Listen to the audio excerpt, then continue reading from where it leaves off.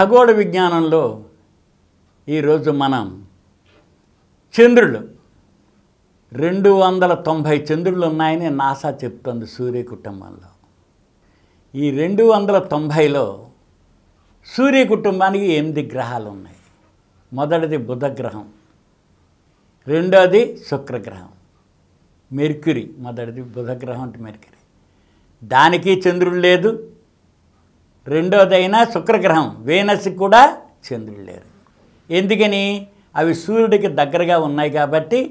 ఈ చంద్రులు అన్నది న్యాచురల్ సెటిలైట్స్, న్యాచురల్గా గ్రహాల చుట్టూ తిరుగుతున్నాయి. గ్రహాలకి ఫిక్స్డ్ గ్రావిటేషనల్ ఫోర్స్ ఉంటుంది, అవి రౌండ్గా ఉంటాయి. రెండోది సూర్యుడి చుట్టూ తిరిగి వస్తూ ఉంటాయి.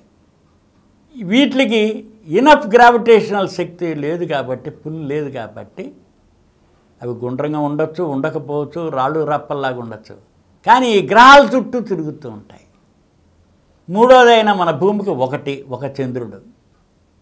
వాల్యూమ్ ప్రకారం చూసుకున్నట్లయితే మన భూమికి చంద్రుడు ఆల్మోస్ట్ 4వ వంతులాగా ఉంటుంది అన్నమాట. రేషియో చాలా పెద్దగా ఉంటుంది మాస్కి, ఈ మాస్కి ఆ మాస్కి. దీని తర్వాత మార్స్ ఉంది మనకి. మార్స్కి 2 చంద్రులు ఉన్నాయి. దాని తర్వాత మార్స్ తర్వాత గురుగ్రహం జూపిటర్ 95 ఉన్నాయి. 146 ఉన్నాయి శనిగ్రహానికి. రింగ్స్ ఉన్నాయి కదా, ప్రత్యేకత శనిగ్రహం. 27 ఉన్నాయి యురేనస్కి, 14 ఉన్నాయి నెప్ట్యూన్కి, 5 ఉన్నాయి ప్లూటో. గ్రహం కాని గ్రహం ప్లూటో. ఎందుకని? గ్రహం అంటే ఫిక్స్డ్గా ఉంది, అవి రౌండ్గా ఉండాలి, సూర్యుడి చుట్టూ తిరిగి వస్తూ ఉండాలి, ఒక రివల్యూషన్ అండ్ రొటేషన్, దాంతో వాటికి ఒక కాలపరిమితి ఇవన్నీ ఉంటాయి. అలాగే ప్లూటోకి అన్నీ ఉన్నాయి, కానీ ఒకటే లక్షణం, అది గుండ్రంగా ఉంది, దాని చుట్టూ చంద్రులు ఉన్నాయి అన్నీ ఇది. కానీ అది తిరిగే పరిధి నెప్ట్యూన్ ఏరియాలోకి వెళుతుంది. అంటే ఫిక్స్డ్ ఏరియా ఉంటాయి గ్రహాలకి, ఆ పరిధిలోకి ఇంకోటి వెళ్ళవు. వాటికి ప్రత్యేకమైనవి యాస్ట్రాయిడ్స్, ఇలాంటి సెటిలైట్స్ ఉండొచ్చు. అలాగే మార్స్కి 2 ఉన్నాయి, ఫోబోస్ డిమోస్ అని. ఇవి చిన్నవి, ఇవి క్యాప్చర్డ్ అంటే వాటికి ఫామ్ అవ్వలేదు అవి, కానీ సోలార్ డిస్క్ ఫామ్ అయింది. సూర్య కుటుంబం ఫామ్ అయ్యేటప్పుడు నెబులా నుంచి వచ్చిన గ్యాసెస్ అన్నీ ఒక డిస్క్ రూపంలో తిరుగుతూ ఒక్క చోటకి సడన్గా ఒత్తిడి ఏర్పడేసరికల్లా సూర్యుడిలాగే నక్షత్రం ఏర్పడింది. తర్వాత మిగిలిన మెటీరియల్, సూర్యుడు ఏర్పడిన తర్వాత మిగతా మెటీరియల్, ఈ గ్రహాలు, ఉపగ్రహాలు, యాస్ట్రాయిడ్స్, దాని తర్వాత ఇలాంటివన్నీ రకరకాల డెబ్రిస్ అన్నీ ఏర్పడ్డాయి.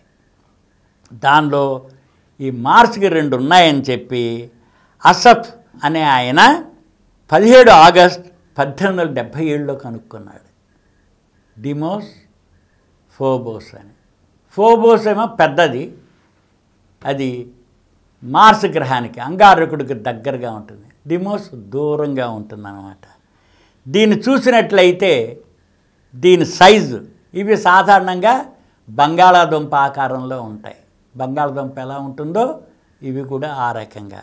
కానీ సైజుకి మాత్రం ఫోబోసే పెద్దది. 17 మైళ్ళు, 14 మైళ్ళు, 11 మైళ్ళు పొడవు, వెడల్పు, ఎత్తు, అంటే సైజుగా అన్నమాట. అదే మనం కనుక కిలోమీటర్లు చూస్తే 27, 22, 12 కిలోమీటర్ వాటి సైజుగా ఉంటుందన్నమాట. ఇది ఒక్క రోజులో మార్స్ చుట్టూ ఫోబోస్ 3 రౌండ్లు తిరిగి వచ్చేస్తుంది. 3 రౌండ్లు తిరిగి వచ్చే మన చంద్రుడు ఉన్నాడు, భూమి చుట్టూ తిరగడానికి 27.5 రోజులు పడుతుంది, కానీ అది మాత్రం 3 రౌండ్లు వేసి వచ్చేస్తుంది అన్నమాట.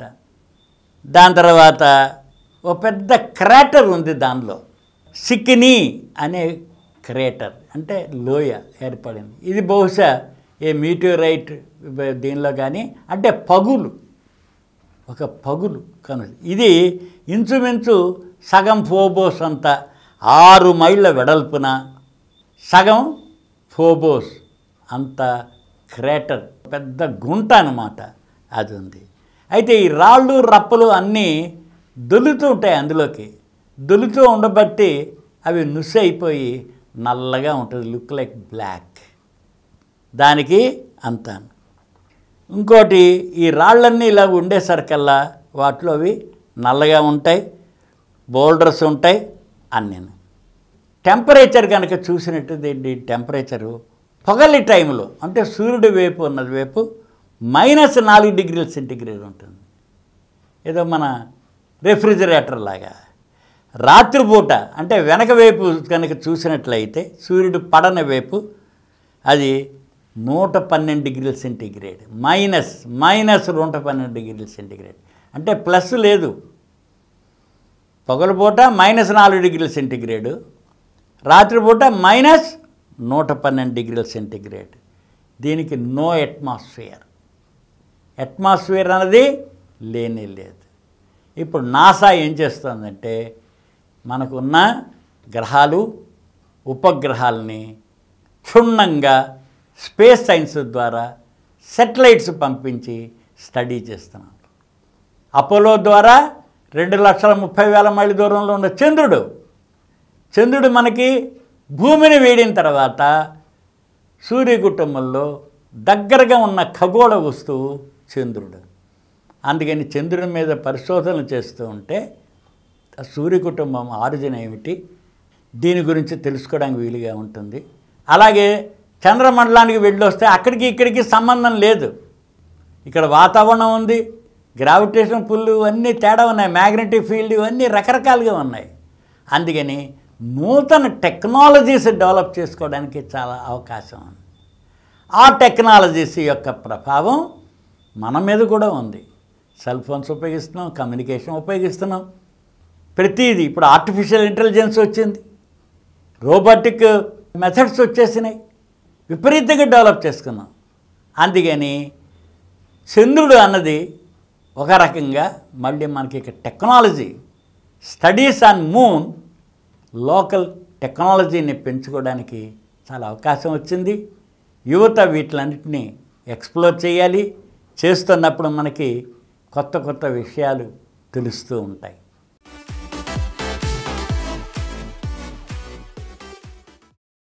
ఈ కార్యక్రమం మీకు ఎంతో నచ్చింది కదా.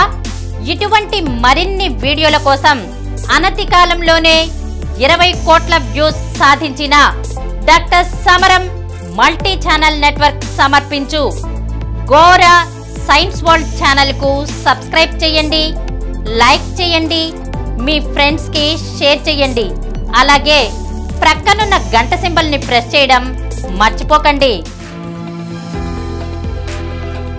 Please download Samaram multi-channel app and watch your favorite channels from your mobile. App available on Google Play Store and subscribe to the channels.